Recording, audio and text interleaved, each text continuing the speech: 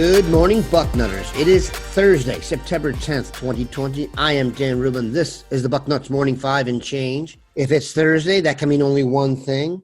Steve Wiltfong joins us from Indianapolis. Steve, how goes it? Daniel, good morning. Cloudy, low 70s. But I'm with it, sending this weather down I-70 through Dayton all the way to Columbus.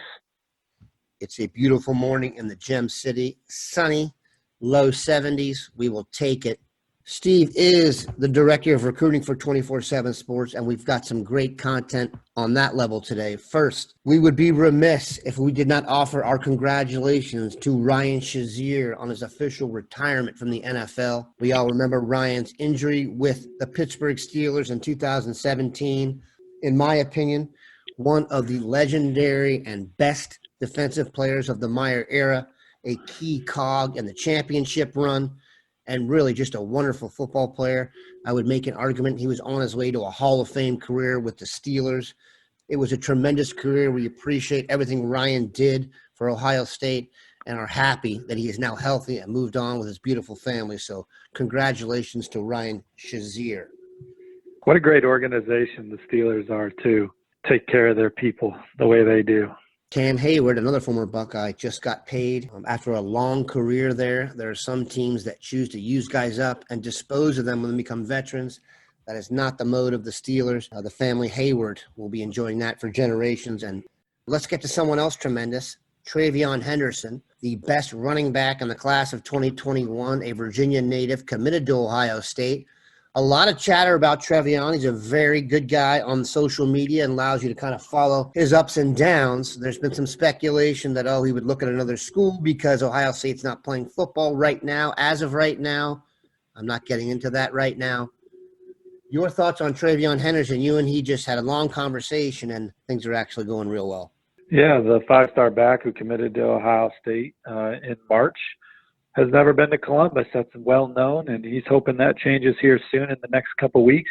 He doesn't have football in Virginia where he's at, so he's got some time on weekends. And looks like him and some of the Ohio State commits are trying to get to Columbus for a powwow of sorts. And for him, he's never walked around campus and seen the place. So, and like I've said on several other podcasts and shows, all these campuses have personalities to them and have, what's the word I'm looking for, Daniel, an ambiance.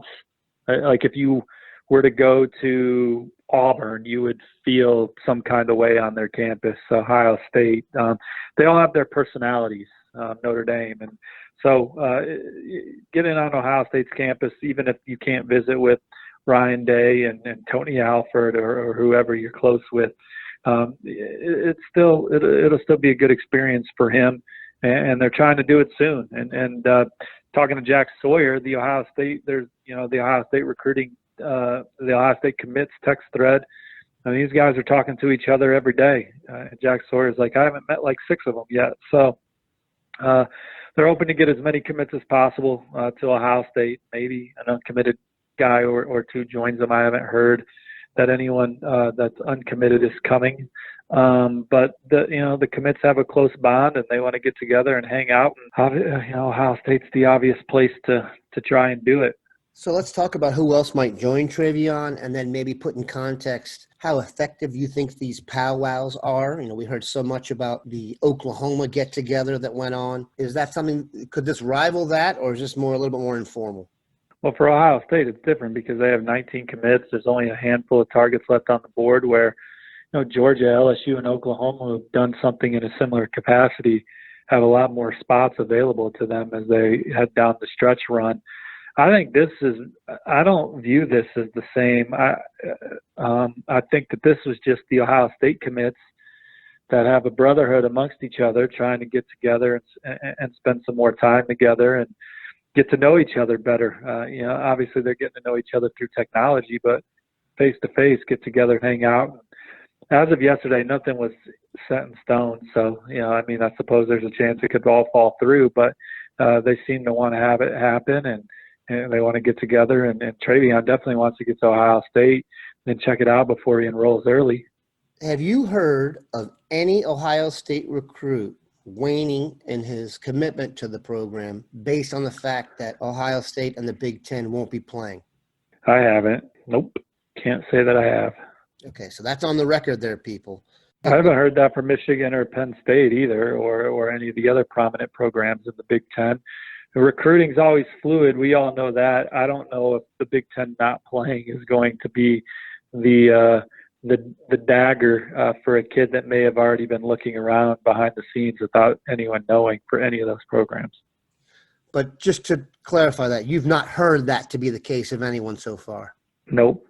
That's a good place to take a break. We'll come back, talk some more recruiting. The class of 2021 for Ohio State is mostly complete. We all know we're waiting on the State of Washington duo to make their call and maybe a safety from the Pennsylvania area.